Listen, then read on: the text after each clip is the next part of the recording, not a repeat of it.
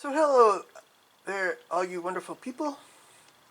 Um, Today we'll be taking a look at this Battleship Bismarck in 1/700 scale from Revell. This is an in-box review.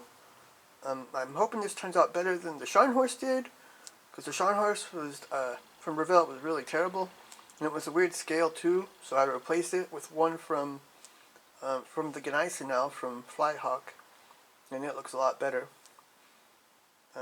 If this turns out bad as well, then I'll be replacing it as well. So let's get cracking here. So the box art looks good. It's reminiscent of the older monogram kits, really. It may be an old monogram kit actually, because they had some nice box. Like the Arizona I had a nice box art as well. And here on the side, you can see what it should look like, pretty much, when it's finished. At least some of the detail here.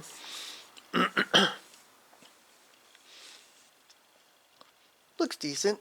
Whoever built it. They didn't weather it, which I don't know was due either. I kind of like I don't know if I would want to do this one or the earlier version where it's a solid color. I don't know. And this side is some info on the ship. The Bismarck and the Tirpitz were the two largest battleships in the Second World War. But I thought the Yamamoto and the Musashi were bigger. The Bismarck was 251 meters. Went into service on the 24th of August. And everybody knows it was sunk a couple of weeks later.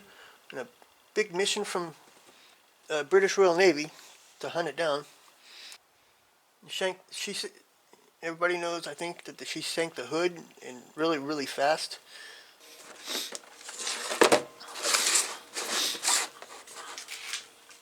So here are our instructions.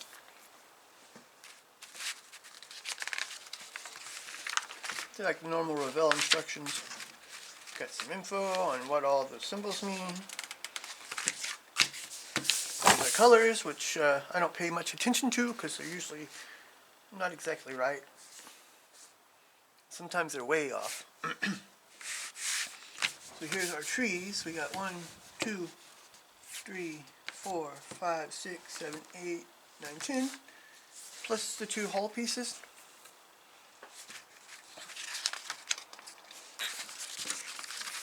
Okay, so the painting instructions are here, like in the middle.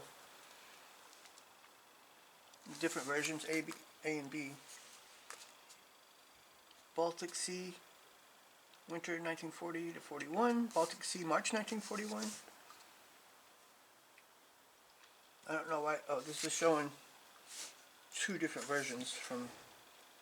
This is right before it was sunk here, and this is really shortly before that. It was painted like this. And you had the bow and the stern. So here we start out with we put the hull together, and it has a couple of pieces that go inside to keep it stable, keep the shape right. I hope, which is good. You have to let it dry before you go farther. Here, a couple of holes to drill out, and there's another piece that goes here. Then here we have our base. Putting the hull on the base, putting the main deck onto the hull, and here we have our rudders and the propeller shafts.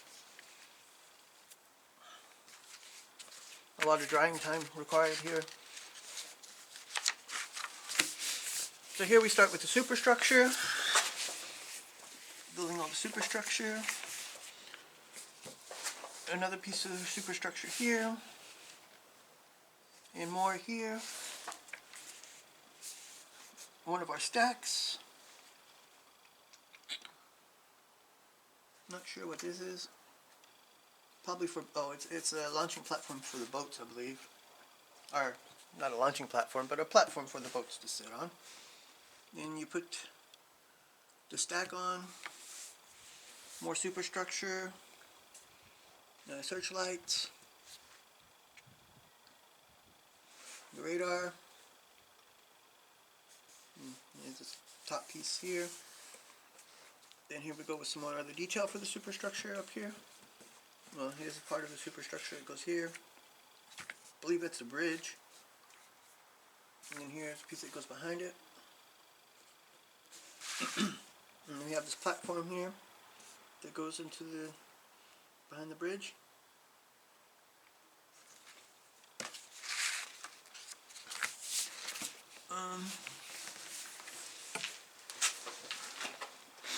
There we go. And then we're going farther here into more of the top.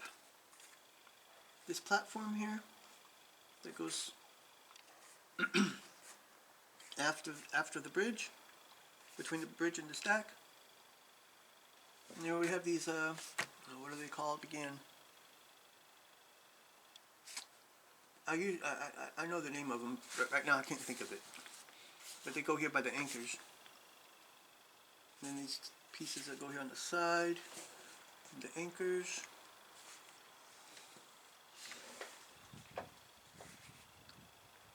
Same thing on the other side.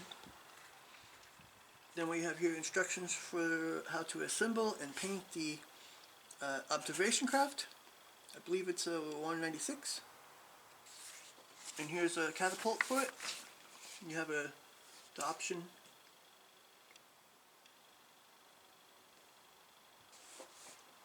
with or without the aircraft. And then here, these pieces go on here. Then we start building the main armament here.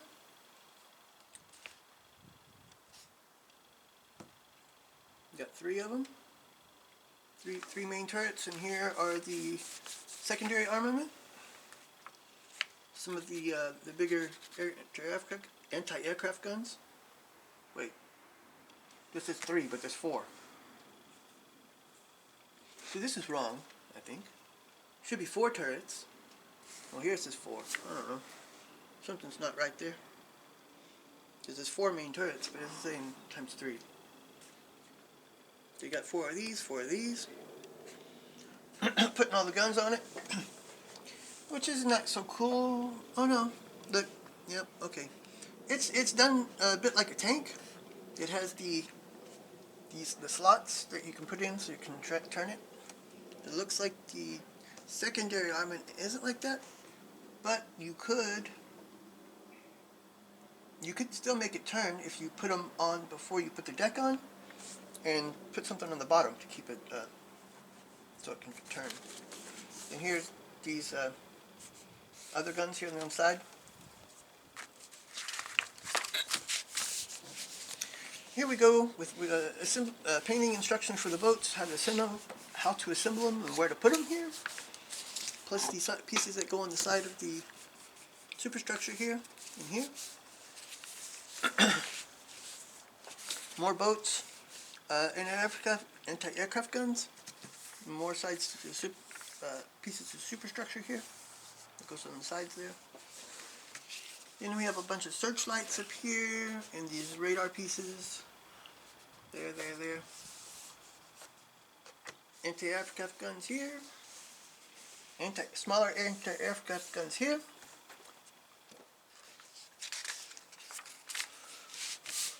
More of the boats. We're building all the boats here. Putting them on. Same thing here. And here we're assembling the crane in this step. Putting it on here. And then we have the mast. The foremast here. Main mast here. And it has a small mast here in the back too. Plus a part of the superstructure here. That goes here in the middle. And here's our flags you can put on it. The flagpole in the front there. And here in the back, the flag mast. And here are our painting instructions for, this is the Baltic Sea from winter 40 to 41. And this is the Baltic Sea March 1941. Well, it has, in the other part, it has 2 versions of this where you can do just a solid color with the front and the back colors here, or this one with the camouflage, the stripes. So it looks like it. Instructions look like they're pretty detailed.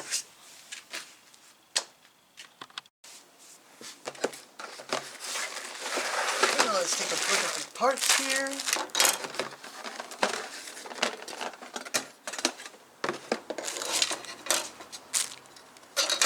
Look at the hull. Well, we have portholes here. They look pretty good. They're not all the way through, but they're deep and they're round on the back as well. Portholes, nice portholes. You can see all the vents and stuff down here too, really good.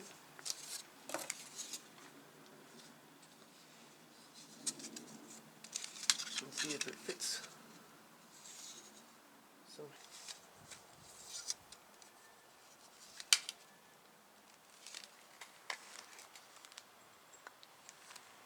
well, that seems pretty straight.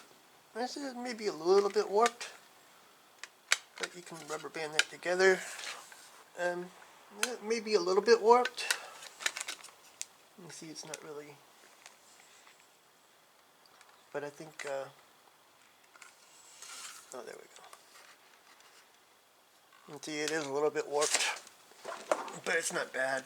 I've seen a lot worse. And clothespin here, and a couple of rubber bands in the middle, which will hold it together good. And with these pieces that go inside, it should be okay. And the detail looks pretty good. Seen a lot worse in the Revell kits. Now here's a couple of pieces that go inside to hold it together, and here's the base. It's a different looking base from what you often get from Revell. You get little stands usually, like little. At least that's what I've had before. That's like better. So here we have some decking on this on the top of the hull here, the top of the superstructure, and here's some of the metal grating, the anti-slip surface. Here's more decking, but there's no separation between the decks, which is okay, I think, on something such a small piece. It's more decking around here. Here we have decking in the front and the back and anti-slip in the middle. Decking here.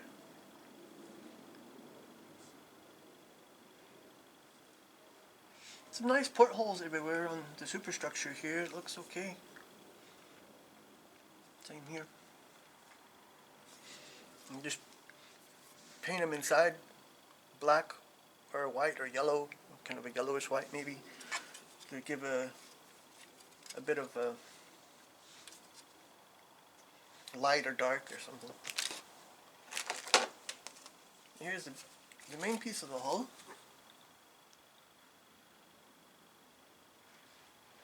It has some nice decking, but it's just single plates running across the whole thing.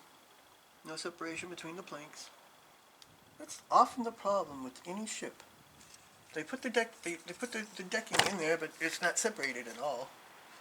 I mean, the superstructure looks good. It looks a lot better than the Scharnhorst did. And the deck looks a lot better than Scharnhorst did too, even though it doesn't have the separation. And I'm not going to spend hours cutting little pieces away with a knife to make some decking. So maybe if you get one of those wood decks, but that would turn out okay like it is too. It's not exactly accurate, but it's okay. We have 5 turrets here for 5 turrets. 5 main turrets for some reason. Here's 1, 2, 3, 4, 5. But why is there 5 of them? Because that's the secondary armament here. And you see 6 of them. 5 from the main armament. There's only 4 bottom pieces, it looks like. Strange. Why would there be 5? An extra if one's messed up, then you have an extra, I guess. Okay, so let's start with these little trees here. Here we have the rudders, one of the boats. Looks like maybe part of the mast.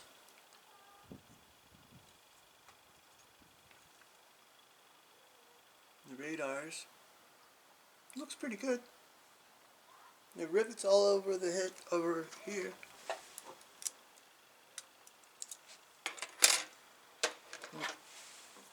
The turrets have nice rivets along it. The bottoms aren't that well. Here's the main gun barrels. The secondary armament barrels. They look good.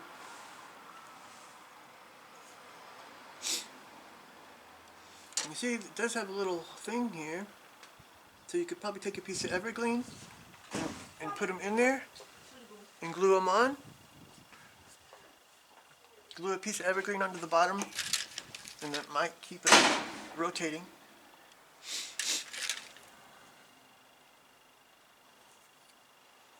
All the barrels look pretty good, even the small ones. And for this size, I think it's pretty good. It looks a lot better than Scharnhorst did.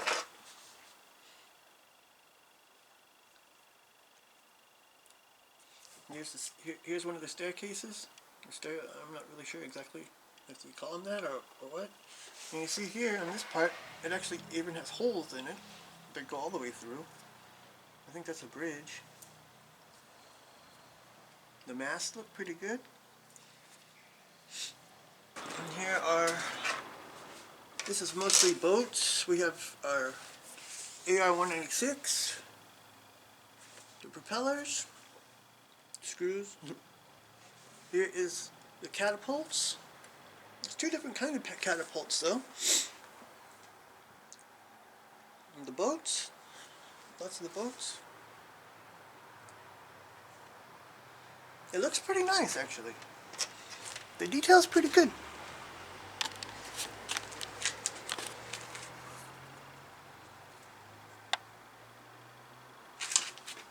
I don't know. Let's do this. Boom.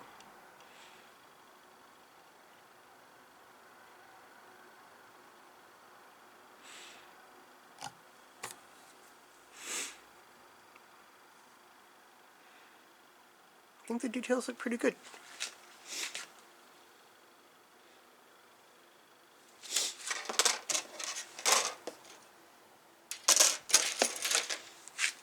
It's like here. You can see the rivets pretty good there too, I think, on the turret. So it's a nice looking ship. I think it's a lot better than the Scharnhorst was. The only problems I see is the deck. Once again, with the straight decking that goes all the way through. It doesn't have the separations between the different pieces. And the hull's a bit warped. But just a little bit. So it's not bad. It's a lot better than the Scharnhorst, and I think it'll build into a nice looking ship. So thanks for watching. Please like and subscribe. And next time we'll take a look at this Hotchkiss H-35 in 135 scale from Heller. I don't have that much experience with Heller kits. I have a couple of them. I built one of them before, a long time before, and that was AMX-30. And it wasn't so great, really. I bought it again just because, I don't know why. It was cheap. But this is a newer kit, so I'm hoping it looks better than the old Heller AMX-30. So until then, bye.